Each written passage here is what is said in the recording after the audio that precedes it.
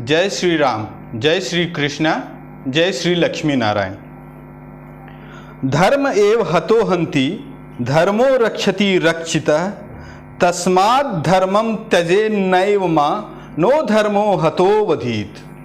अर्थात धर्म नाश किए जाने पर नाश करता है, धर्म की जो रक्षा करे उसकी रक्षा होती है। अतः कदापि धर्म को नहीं त्यागना चाहिए।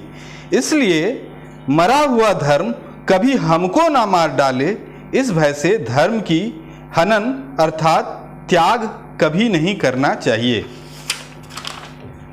वैसे तो माना जाता है कि धर्म का जन्म भारत में ही हुआ है और भारत से ही सारे विश्व भर में फैला है।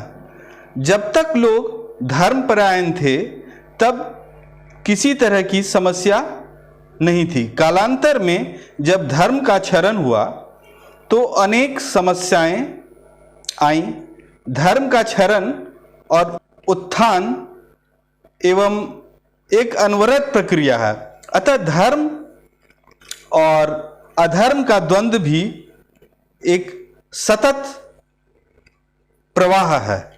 वैसे तो धर्म की परिभाषा समय, स्थान, परिस्थिति और पात्र के अनुसार बदलता रहता है, किंतु इसके कुछ आधारभूत तत्व होते हैं जो कि वैश्विक और सर्वकालिक होते हैं।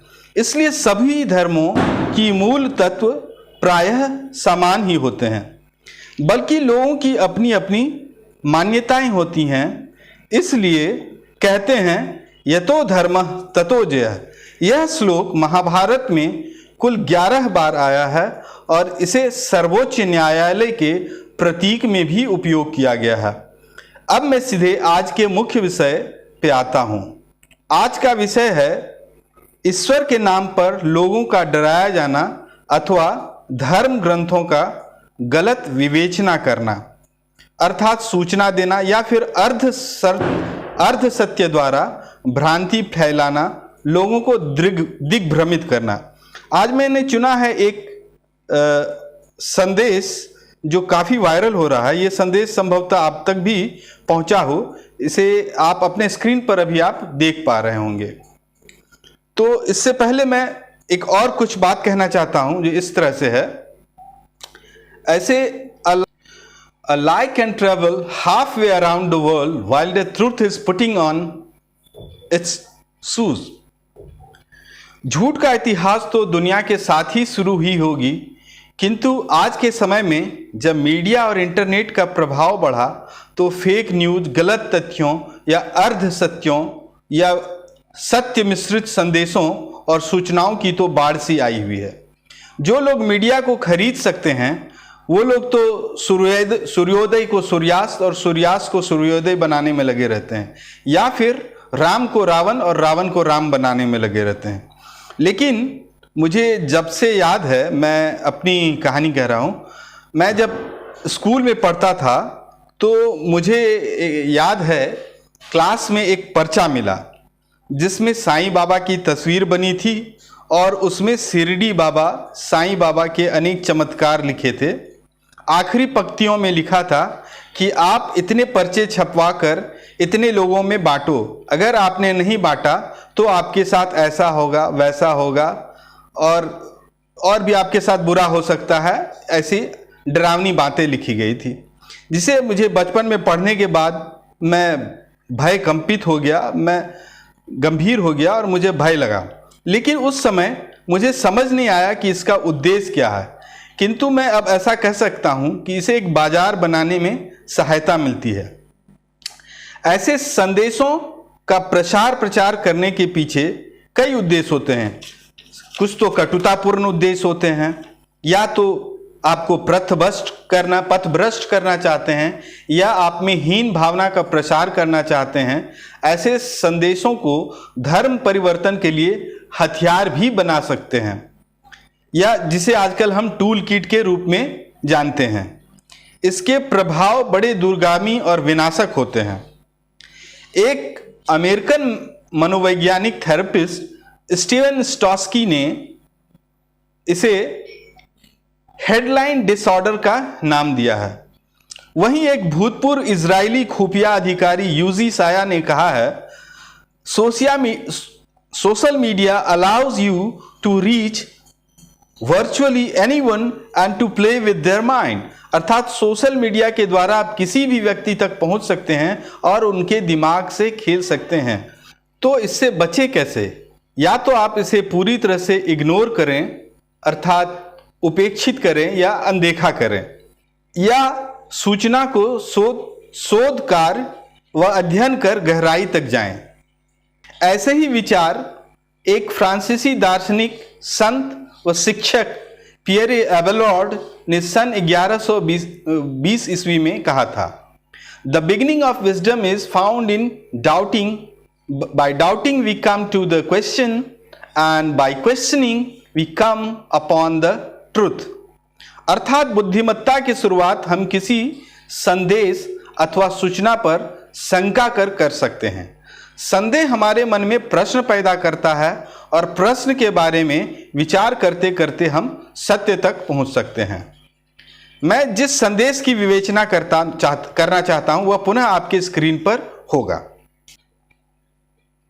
इस मैसेज में जैसा कि आप देख पा रहे होंगे, इसमें लिखा हुआ है, प्रतिवर्ष दशहरे के ठीक 21 दिन बाद ही दीपावली क्यों आती है? क्या कभी आपने इस पर विचार किया है? जैसा कि अभी आपने सुना कि इसमें कहा गया है कि ये दिवाली में, इसलिए दिवाली 21 दिन बाद क्यों आती है।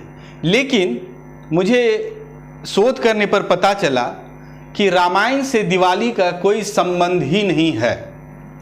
कैसे? ये मैं आपको अब बहुत सारे उदाहरण से बताता हूँ। जैसे ज़्यादातर ये माना जाता है कि दिवाली राम जी के अयोध्या आने के समय से मनाया जाता है, लेकिन शास्त्र इसके बारे में कुछ अन्य ही कहते हैं। उसमें से एक तथ्य यह भी आया है कि कश्मीर में लिखी गई एक पुराण है जो कि 18 पुराण और 21 उप पुराणों में से इसका कहीं उल्लेख नहीं है। नील माता कोई छोटे पुराण के रूप में शायद जाना जाता रहा होगा। इसमें गॉडेस यानी देवी लक्ष्मी जी के बारे में कहा गया है और दिवाली का मनाया जाना का उल्लिखित है। उस ये समझना चाहते हैं कि दिवाली मनाया क्यों जाता है, हम ये जानना चाहते हैं। ये तो हम देख चुके हैं कि इसका रामायण में कहीं भी उल्लेख नहीं है दिवाली का। कार्तिक मास के कृष्ण पक्ष त्रयोदशी तिथि से मनाते हैं। त्रयोदशी तिथि को पहले धन्वंतरी जी का जन्म दिवस माना जाता है, उनका जन्म दिवस मनाते हैं। और भारत सरकार भी इस दिन आयुर्वेद दिवस के रूप में, इसे आयुर्वेद दिवस के रूप में मनाती है। तो उसके बाद आता है नरक चतुर्दशी, अर्थात कृष्ण पक्ष, कार्तिक मास कृष्ण पक्ष चतुर्दशी तिथि। इस दिन नरकासुर का वध श्री कृष्ण ने सत्यभामा, अपनी पत्नी सत्यभामा के सहयोग से किया था। तो नरकासुर ने उनसे वर मांगा था कि ठीक है, मेरी मृत्यु को मतलब दुख से नहीं, खुशी खुशी मनाया जाए। तो इसलिए दिवाली, उसके दूसरे दिन दिवाली का मनाया जाना होता है, ऐसा उल्लेख है। एक और कहानी है, एक बार जब महाराजा बलि का राज बहुत अच्छे से पूरे जगह चल रहा था, तो देवताओं के राजा इंद्र को भय हुआ और भगवान इंद्र ने विष्णु भगवान को उनसे रोक लगाने के लिए या उन पे अंकुश लगाने के लिए उन्हें भेजा। भगवान विष्णु वामन अवतार के रूप में वहां पहुंचे और उनसे दान की अपेक्षा की। भगवान वामन के कहने पर महाबली तैयार हो गए और वो दान देने के लिए बोले कि ब्राह्मण को तो 3 पग भूमि चाहिए। भगवान वामन ने मात्र 3 पग भूमि मांगी थी। तो दैत्यों के गुरु शुक्राचार्य इस घटना से सशंकित हुए और उन्होंने महाबली को मना किया कि ऐसा ना करें। महाबली प्रहलाद के पौत्र थे, इसलिए वो बहुत ही धार्मिक भी थे और उन्होंने कहा कि मैंने वचन दे दिया है, अब मैं इससे वापस नहीं फिरूंगा। तो उन्होंने, भगवान वामन ने ज्यों ही अपना कमंडल उठाया जल लेकर के संकल्प दिलाने के लिए, वैसे ही दैत्यों के गुरु श्री शुक्राचार्य ने एक उपाय सोचा और वो एक कीट बन करके उस कमंडल की टोटी में जाकर बैठ गए। उसी कमंडल की टोटी में बैठने के बाद भगवान वामन ने एक सींग लेकर के उस छेद में वापस डाला, जिससे कि शुक्राचार्य की आंख फूट गई और शुक्राचार्य तब से एक आंख वाले हो गए। इस प्रकार शुक्राचार्य को तो उन्होंने हटा दिया और संकल्प लेकर के दान के लिए संकल्प ले लिया। उसके बाद फिर भगवान वामन पूरी तरह से विस्तृत रूप में आ गए और अपना विश्व रूप दिखा करके पूरा आकाश पाताल ब्रह्मांड सभी जगह को 2 पद में ही ले लिया। फिर उन्होंने उससे कहा कि राजन बोलो, अब मैं तीसरा पग कहां रखूं। तो महाबली बहुत ही धर्मपरायण थे, तो उन्होंने अपना सर नतमस्तक कर दिया और उस पे भगवान वामन अपना उनके सर पर पैर रख देते हैं। और तब कहते हैं कि तब से इंद्र बहुत खुश हुए और उसके बाद से दिवाली मनाई जाने लगी। लेकिन भगवान विष्णु ने राजा महाबली से कहा कुछ वर मांगो, तो उन्होंने कहा मुझे अपने राज्य में आने की अनुमति दी जाए साल में कम से कम एक बार। तब से ही केरल के लोग, मलयाली लोग 10 दिन का ओणम मनाते हैं, जो कि दिवाली से अलग है। इसलिए केरल ही एक ऐसा राज्य है जहां दिवाली नहीं मनाई जाती है। इंद्र बहुत खुश हुए और दिवाली मनाई जाने लगी। नए साल का आगमन भी इस दिन हुआ जब विक्रमादित्य, राजा विक्रमादित्य का उस दिन राज्य आरोहण, सिंहासन आरूढ़ हुए। उस दिन सिंहासन ग्रहण किया था, तो उन्होंने विक्रम संवत इसीलिए चलाया था। और इस दिन को नए वर्ष के रूप में भी मनाते हैं और दीपावली के रूप में भी मनाते हैं। बंगाल में भी मनाई जाती है, जो कि वहाँ दिवाली काली पूजा के रूप में मनाई जाती है, जो कि ये जो आर्य से पुराने देवी देवता में से आते हैं, एक भगवान शिव और माँ काली। तो काली जी की पूजा के रूप में ही मनाया जाता है दिवाली को भी। उस दिन काली पूजा का इसलिए मनाया जाता है कि एक कथा आती है कि भगवान माँ काली जब वध करके, राक्षसों का वध करके पूरी तरह से अपने आपे में नहीं रही, वह पूरा नृत्य करती रही, तो भगवान शंकर उनके सामने आए और लेट गए और नृत्य करते करते, क्रोध में नृत्य करते करते उनका एक पैर शिव जी के सीने पे रख जाता है। तब जाके काली माँ रुकती हैं और ये उसमें भी काली पूजा की जाती है। कार्तिक स्यास्ते पक्षे त्रयोदश्याम निशामुखे यम दीपम बहिर्दद्याथ अपमृत्युर विनाश्यति। अर्थात कार्तिक मास के 13वें दिन, कृष्ण पक्ष के 13वें दिन को रात में यमदीप जलाने से, जिसको यमदीप का नाम दिया जाता है, नरक चतुर्दशी भी कहते हैं और यमदीप भी कहते हैं, जलाने से अकाल मृत्यु टलती है। इसी तरह भी एक श्लोक आता है, मृत्युना पाशदंडाभ्याम कालेन श्यामया सह त्रयोदश्याम दीपदान सूर्यजः प्रियताम मम। अर्थात त्रयोदशी पर यह दीप मैं सूर्य पुत्र को अर्थात यम देवता को अर्पित करता हूँ। मृत्यु के पास से वे मुझे मुक्त करें और मेरा कल्याण करें। इसी तरह पद्म पुराण में एक और श्लोक आता है, तैले लक्ष्मीर्जले गंगा दीपावल्यास चतुर्दशीम प्रातः स्नानम तु यह कुर्याद्यम लोकम न पश्यति। अर्थात दीपावली की चतुर्दशी को तेल में लक्ष्मी और जल में गंगा का वास रहता है। जो इस दिन सुबह स्नान करता है वह यमलोक कभी नहीं देखता है। संदेश में उसी संदेश में आगे लिखा है, जिस संदेश का मैं जिक्र कर रहा हूँ, जिसका मैं विश्लेषण कर रहा हूँ, उसी में आगे लिखा है, रामायण में वाल्मीकि महाराज ने लिखा है कि प्रभु राम को अपनी पूरी सेना को श्रीलंका अयोध्या तक पैदल चलकर आने में 504 घंटे लगे। अरे वाह! अब हम 504 घंटे को 24 से भाग दें तो उत्तर 21 आता है, यानी 21 दिन। कौतूहलवश गूगल मैप पर सर्च किया, उसमें दर्शाता है कि श्रीलंका से अयोध्या की पैदल दूरी 3145 किलोमीटर और लगने वाला समय 504 घंटे। तो इस तरह से इसमें आगे आप स्वयं पढ़ सकते हैं, स्क्रीन पर ये मैसेज आ रहा होगा। इसमें इन्हें बताया है कि 3145 किलोमीटर हैं।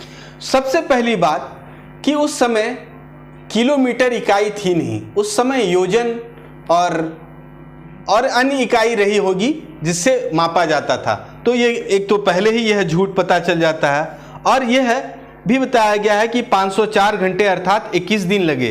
तो क्या वह लगातार चलते रहे? क्या स्थान पे कहीं विश्राम ना किया होगा? इसकी भी मैं पूरे आपको रामायण से विवेचना करके पूरे रामायण से ही बताता हूं। अब रही बात रामायण कौन सी सही है, तो रामायण भी मानी जाती है कि 300 प्रकार की रामायण विश्व में प्रचलित है।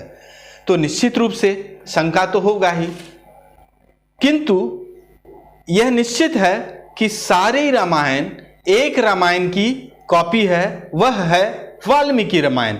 अब रही बात वाल्मीकि रामायण की भी सिद्धता की, वह भी सत्य है या नहीं।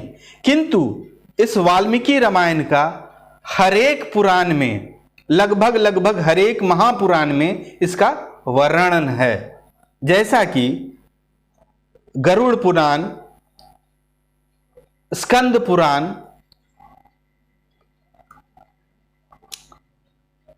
आदि कई पुराणों में इसका रामायण का वर्णन है। और राम लीला खेलने के बारे में भी का वर्णन जो है हरिवंश के विष्णु पर्व में यदुवंशियों द्वारा वाल्मीकि रामायण के नाटक खेलने का उल्लेख है। रामायणम महाकाव्यमुद्दिश्य नाटकम कृतम। तो हम ये मान सकते हैं कि वाल्मीकि रामायण जो है वह इसमें ये सही प्रतीत होता है, इसमें किसी भी प्रकार की त्रुटि ना होगी। हम यही वाल्मीकि रामायण को ही आधार मानकर चलते हैं। और अभी आपने इसमें पढ़ा मैंने संदेश में कि वाल्मीकि रामायण में लोग पैदल चल करके अयोध्या को वापस पहुंचे थे, लेकिन रामायण में ही लिखा हुआ है स्पष्ट रूप से, यह युद्ध कांड के 121वें सर्ग में के 7वें श्लोक में यह स्पष्ट दिया हुआ है कि एतत् पश्य यथा क्षिप्रम प्रति गच्छाम ताम पुरीम अयोध्याम गच्छतो येषम पंथा परमं दुर्गमः। अर्थात अब तो तुम इस बात की ओर ध्यान दो कि हम किस तरह जल्दी से जल्दी अयोध्यापुरी को लौट सकेंगे, क्योंकि वहां तक पैदल यात्रा करने वाले के लिए यह मार्ग बहुत ही दुर्गम है। यह इससे सिद्ध हो जाता है कि वे लोग पैदल नहीं गए, किसी और अन्य उपाय से उन्होंने वहां की यात्रा की होगी। संदेश में कहा गया है कि कुछ मतों के द्वारा पुष्पक विमान से गए थे। भगवान श्री राम अयोध्या पुष्पक विमान के द्वारा गए थे, लेकिन ये कुछ मतों द्वारा नहीं, श्री वाल्मीकि रामायण के द्वारा ही यह कहा गया है कि श्री राम पुष्पक विमान द्वारा विमान से अयोध्या की यात्रा किए थे। यह मैं आपको पूरे रामायण में विमान का कितनी बार उल्लेख हुआ है मैं सारा तो नहीं पढ़ के बता सकता हूं उसमें, लेकिन फिर भी प्रमुख जितने भी श्लोक हैं मैं उनका उद्धरण आपके सामने करता हूं। सीता माता जब जिद करती हैं कि मुझे भी वन में ले चलें, उसी समय सीता माता कहती हैं प्रासादाग्रे विमानैर्वा वैहायसगतेन वा सर्वावस्थागता भर्तुः पादच्छाया विशिष्यते। ऊंचे ऊंचे महलों में रहना, विमानों पर चढ़कर घूमना अथवा अनीमा आदि सिद्धियों द्वारा आकाश में विचरण करना, इन सब की अपेक्षा स्त्री के लिए सभी अवस्थाओं में पति के चरणों के छाया में रहना विशेष महत्व रखता है। तो ये इसका मतलब है कि विमान उस समय सभी जगह थे, इसलिए संभवतः अयोध्या में भी थे, ऐसा इसमें प्रतीत होता है इस श्लोक से। यह श्लोक अयोध्या कांड के 27वें सर्ग का 9वां श्लोक है। अब मैं आपको अरण्यक कांड के 32वें सर्ग के 14वें श्लोक की ओर आपको ले जाता हूं, जिसमें कहा गया है, पांडुरानी विशालानी दिव्यमाली युतानि च तुर्य गीताभिजुष्टानि विमानानि समत्ततः तपसा जीतलोकानां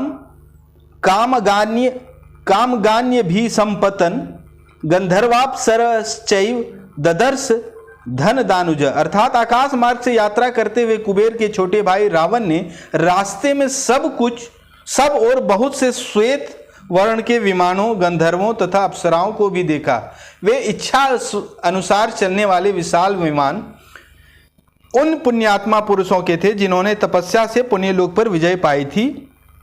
उन विमानों को दिव्य पुष्पों से सजाया गया था और उनके भीतर से गीत वाद्य की ध्वनि प्रकट हो रही थी।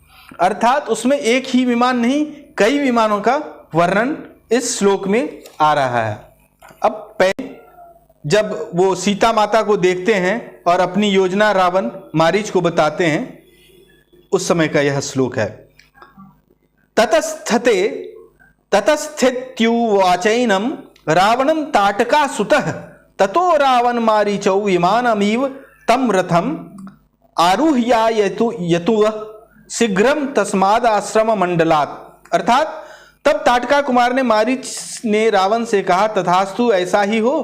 तदंतर रावण और मारीच दोनों इस विमान पर रथ पर बैठकर शीघ्र ही उस आश्रम मंडल से चल। अरण्यक कांड के 48वें सर्ग के 6ठे श्लोक में रावण अपने पराक्रम का वर्णन करता है इस प्रकार, यस्य तत्पुष्पकम नामम विमानम कामगम शुभम वीर्याद वर्जितम भद्रे येन यामी विहायसम। भद्रे उनका सुप्रसिद्ध पुष्पक नामक विमान जो इच्छा के अनुसार चलने वाला है, मैंने पराक्रम से जीत लिया है और उसी विमान के द्वारा मैं आकाश में विचरता हूं। सुंदरकांड में जब भगवान हनुमान माता सीता का खोज करने के लिए जाते हैं तो उन्हें वह विमान दिखता है। 7वें सर्ग के 11वें श्लोक में इसका वर्णन है। पुष्पाह्यम नाम विराजमानम रत्न प्रभाभिश्च विघूर्णमाणम वेशमुत्तमानामपि चोच्यमानम महाकपिस्तत्र महाविमानम। अर्थात महाकपि हनुमान ने जिस सुंदर विमान को वहां देखा उसका नाम पुष्पक था। वह रत्नों की प्रभा से प्रकाशमान था और इधर उधर भ्रमण करता था। देवताओं के गृहाकार उत्तम विमानों में से सबसे अधिक आदर उस महाविमान पुष्पक का ही होता था। सुंदरकांड के ही अष्टम सर्ग में पुष्पक विमान का ही वर्णन किया गया है। उसमें पूरी तरह से पुष्पक विमान का वर्णन किया गया है। उसी सर्ग के 8वें सर्ग के प्रथम श्लोक में एक वर्णन है, स तस्य मध्ये भवनस्य संस्थितो महाद्विमानम मणिरत्न विचित्रितम प्रतप्त जाम्बून नद जाल कृत्रिम ददर्श धीमान पवन आत्मजः कपिः। अर्थात रावण के भवन में मध्य भाग में खड़े हुए बुद्धिमान पवन कुमार कपिवर हनुमान जी ने मणि तथा रत्नों से जटित एवं तपे हुए स्वर्णमय गवाक्षों की रचना से युक्त उस विशाल विमान को पुनः देखा था। पुनः 8वें सर्ग के 8वें श्लोक में एक वर्णन आता है, वहन्ति यत् कुंडल शोभिताना महाशना व्योम चरा निशाचरः विवृत विध्व विध्वस्त विशाल लोचना महाजवः भूत घना सहस्रश वसंत पुष्पोत कर रचा रुदर्शनम वसंत मासादपि चारु दर्शनम सपुष्पकम तत्र विमानम उत्तमम ददर्श तद वानर वीर सत्तमः। अर्थात जिनके मुखमंडल कुंडलों से सुशोभित और नेत्र घूमते या घूरते रहने वाले, निमेष रहित तथा बड़े बड़े थे, वे अपरिमित भोजन करने वाले, महान वेगशाली, आकाश में विचरण करने वाले तथा रात में भी दिन के समान चलने वाले सहस्रों भूतगण जिसका भार वहन करते थे, जो वसंत कालिक पुष्प पुंज के समान रमणीय दिखाई देता था और वसंत मास में भी अधिक सुहावना दृष्टिगोचर होता था, उस उत्तम पुष्पक विमान को वानर शिरोमणि हनुमान जी ने वहां देखा।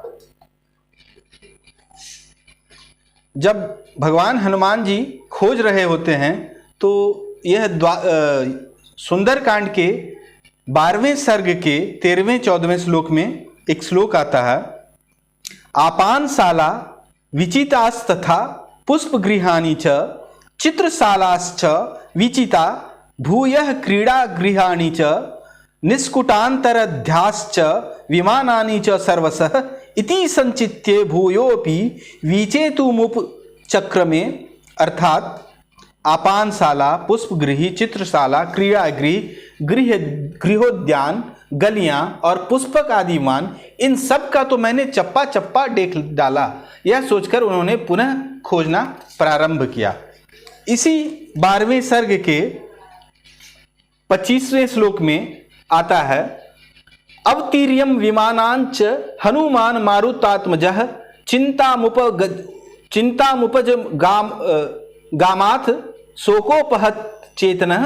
अर्थात उस समय वायुनंदन हनुमान विमान से नीचे उतर आए और बड़ी चिंता करने लगे, शोक से उनकी चेतना शक्ति शिथिल हो गए।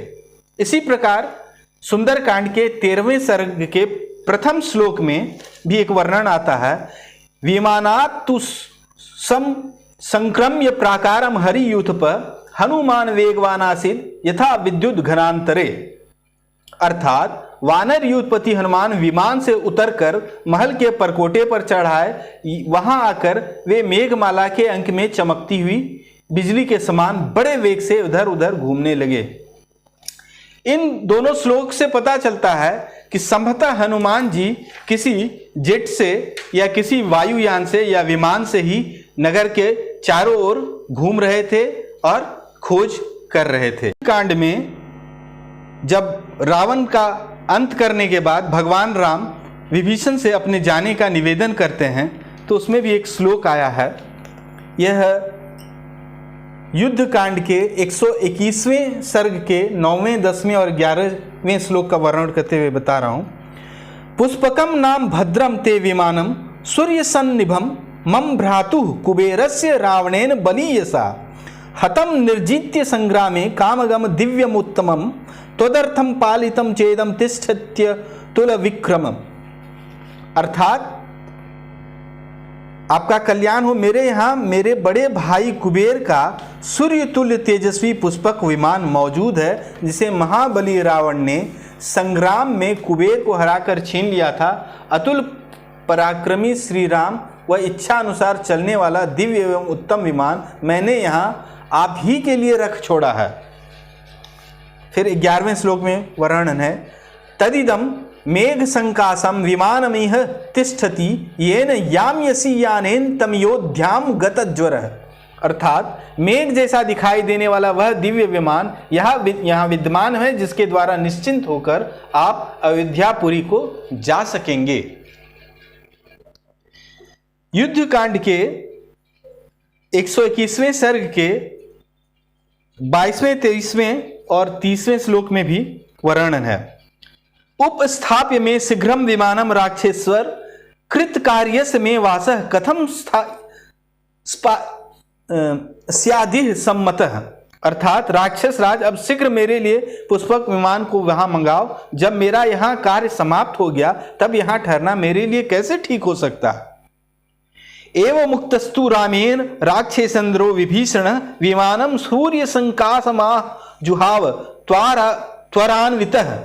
अर्थात श्री रामचंद्र जी के ऐसा कहने पर राक्षस राज विभीषण ने बड़ी उतावली के साथ उस सूर्य तुल्य तेजस्वी विमान का आह्वान किया। फिर 30वें श्लोक में, 29वें और 30वें श्लोक में आता है, उपस्थित मान दृश्यम तद विमानम मनोजवम निवेदयित्वा रामाय तस्थौ तत्र विभीषण। उसका मन के समान वेग था, उसकी गति कहीं रुकती नहीं थी। वह विमान सेवा में उपस्थित हुआ। विभीषण श्री राम को उसके आने की सूचना देकर वहां खड़े हो गए। 30वां श्लोक, तत्पुष्पकम काम गमम विमानमुपस्थितम भूधर सन्निकासम दृष्ट्वा तदा विस्मया जगाम रामः ससौ मित्र रुदार सत्व। अर्थात पर्वत के समान ऊंचे और इच्छानुसार चलने वाले उस पुष्पक विमान को तत्काल उपस्थिति देकर लक्ष्मण सहित उदार चेतना भगवान श्री राम को बड़ा विस्मय हुआ। कांड के 122वें सर्ग के 11वें 12वें श्लोक में आया है, ततस्तान पूजितान दृष्ट्वा रत्नाथैर्हरि यूथपान आरूरोह तदा रामस्तद विमानमनुत्तमम् अंकेनादाय वैदेही लज्जामानां मनस्विनीं लक्ष्मणेन सह भ्रात्रा विक्रांतेन धनुष्मता। अर्थात उन वानर यूथपतियों को रत्न और धन से पूजित हुआ देख उस समय भगवान श्री राम से लजाती हुई मनुष्वनी विदेह कुमारी को अंक में लेकर पराक्रमी धनुर्धर बंधु लक्ष्मण के साथ उस उत्तम विमान पर आरूढ़ हुए। फिर 122वें सर्ग के 23वें श्लोक में ही, क्षिप्रमारोह सुग्रीवम विमानम सह वानरहे त्वम प्यारोह सामात्यो राक्षसेंद्र विभीषण। अर्थात सुग्रीव, तुम वानरों के साथ शीघ्र ही इस विमान पर चढ़ जाओ। राक्षस राज विभीषण, तुम भी मंत्रियों के साथ विमान पर आरूढ़ हो जाओ। फिर 25वें श्लोक में, तेस्वारूढ़ेषु सर्वेषु कौबेरम परमासनम राघवेणाभ्यनुज्ञातमुत्पपात विहायसम। अर्थात उन सब के चढ़ जाने पर कुबेर का वह उत्तम आसन पुष्पक विमान श्री रघुनाथ जी की आज्ञा पाकर आकाश को उड़ चला। इससे यह पता चलता है कि वह विमान बहुत ही जंबो जेट था, बहुत बड़ा विमान था। उस पर क्योंकि सारी सेना चढ़ गई और सारे लोग चढ़ गए, तो इससे निश्चित ही यह विमान बहुत ही बड़ा विमान था और संभवतः यह हेलीकॉप्टर सदृश था, क्योंकि यह 123वें सर्ग के पहले श्लोक से पता चलता है। अनुज्ञातम तु रामेन तद विमानम उत्तमम हंस युक्तम महानादमुत्पपात विहाय सम। अर्थात श्री राम की आज्ञा पाकर वह हंसयुक्त उत्तम विमान महान शब्द करता हुआ आकाश में उड़ने लगा। संभवतः यह हेलीकॉप्टर हो सकता है। 123वें सर्ग के ही 36वें श्लोक में आता है, ताराया चाभ्यनुज्ञातः सर्वा वानर योषितः नेपथ्य विधि पूर्वम तु कृत्वा चापि प्रदक्षिणाम अध्यारोहण विमानम तत्सीता दर्शनाकांक्षाया। अर्थात तारा की यह आज्ञा पाकर सारी वानर पत्नियों ने श्रृंगार करके उस विमान की परिक्रमा की और सीता जी के दर्शन की इच्छा से उस विमान पर चढ़ गईं। अर्थात इससे यह साबित होता है कि यह किष्किंधा में भी रुका और तारा की आज्ञा से सारी वानर पत्नियां भी उस पर चढ़ गईं। यह इससे पता चलता है कि यह विमान कितना बड़ा रहा होगा। 124वें सर्ग के पहले श्लोक में एक श्लोक का वर्णन आता है, जिसमें तिथि का भी वर्णन है। पूर्णे चतुर्दशे वर्षे पंचम्याम लक्ष्मणाग्रजः भरद्वाज आश्रमं प्राप्य ववंदे नियतो मुनिम। अर्थात श्री रामचंद्र जी ने 14वां वर्ष पूर्ण होने पर पंचमी तिथि को भरद्वाज आश्रम में पहुंचकर मन को वश में रखते हुए मुनि को प्रणाम किया। अर्थात वो पंचमी तिथि को भारद्वाज आश्रम में पहुंचते हैं, जो कि प्रयागराज में इलाहाबाद के पास गंगा नदी के तट पर था। इससे यह पता चलता है कि वो पंचमी तिथि को भारद्वाज आश्रम में थे। तो वहां से जाने में अयोध्या कुछ क्षण का ही समय लगता होगा। तो इससे भी सिद्ध होता है कि अगर वहां रुके भी होंगे कुछ दिन, तो वह दिवाली के दिन वो वहां अयोध्या नहीं पहुंचे हैं। कांड के युद्ध कांड के 127वें सर्ग के में 29वें, 30वें, 31वें श्लोक में यह वर्णन आता है, जब भरत उनका इंतजार कर रहे हैं भगवान राम के आने का, तो उसमें यह किस तरह से यह वर्णन है। रजो वर्ष समुद्भुतम पश्य सालवनम प्रति मन्ये सालवनम रम्यम लोलयंती प्लवंगमा। अर्थात उधर सालवन की ओर देखिए कैसे धूल की वर्षा हो रही है। संभवतः वानर लोग रमणीय सालवन को आंदोलित कर रहे हैं। उसके बाद तदे तद दृश्यते दूराट विमानम चंद्र सन्निभम विमानम पुष्पकम दिव्याम मनसा ब्रह्म निर्मितम रावणम बांधैव सार्धम हत्वा लब्धम महात्मना। अर्थात लीजिए, यह रहा पुष्पक विमान जो दूर से चंद्रमा के समान दिखाई देता है। इस दिव्य पुष्पक विमान को विश्वकर्मा ने अपने मन संकल्प से ही रचा था। महात्मा श्री राम ने रावण के बंधु बांधवों सहित मारकर इसे प्राप्त किया है। इससे यह पता चलता है कि यह हेलीकॉप्टर ही था, क्योंकि इसमें धूल की वर्षा बताई जा रही है इससे पहले श्लोक में कि देखिए धूल की वर्षा हो रही है। और शायद ये बंदर लोग उत्पात मचा रहे हैं, वानर लोग उत्पात मचा रहे हैं, लेकिन उसी समय दूसरे श्लोक में पुष्पक विमान का दर्शन होता है। अर्थात शायद वो बहुत हवा करते हुए बहुत धूल उड़ाती है, तो संभवतः यह हेलीकॉप्टर ही हो सकता है। इसी प्रकार फिर 127वें सर्ग के ही 38वें श्लोक में एक इस समय जब भगवान राम को भरत इंतजार करते हुए देख रहे हैं, तो एक श्लोक आता है, ततो विमानाग्र गतम भरतो भ्रातरम तदा ववंदे प्रणतो रामम मेरु स्थमयि भास्करम। अर्थात विमान के ऊपरी भाग में बैठे हुए भाई श्री राम पर दृष्टि पड़ते ही भरत ने विनीत भाव से उन्हें उसी तरह प्रणाम किया जैसे मेरु के शिखर पर उदित सूर्य देव को द्विज लोग नमस्कार करते हैं। उसके बाद इसी में अब राम जब उतर जाते हैं, राम विमान को आज्ञा देते हैं अपने जगह पे, अपने कुबेर के पास जाने की आज्ञा देते हैं। यह युद्ध कांड के 127वें सर्ग का 62वां श्लोक ही है, जिसमें ततो रामाभ्यनुज्ञातम तद विमानमुत्तमम उत्तराम दिशम उद्दिश्य जगाम धनदालयम। अर्थात श्री राम की आज्ञा पाकर वह परम उत्तम विमान उत्तर दिशा को लक्ष्य करके कुबेर के स्थान पर चला गया।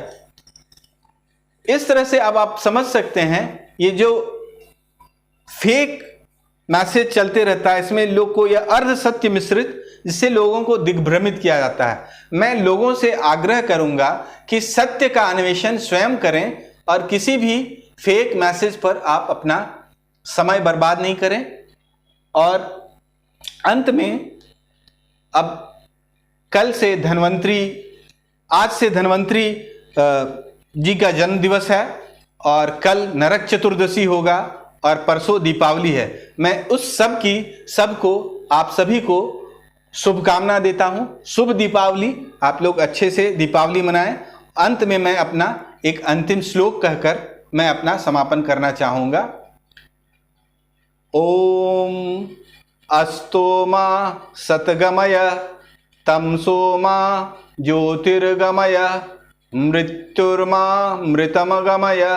ओम शांति शांति शांति।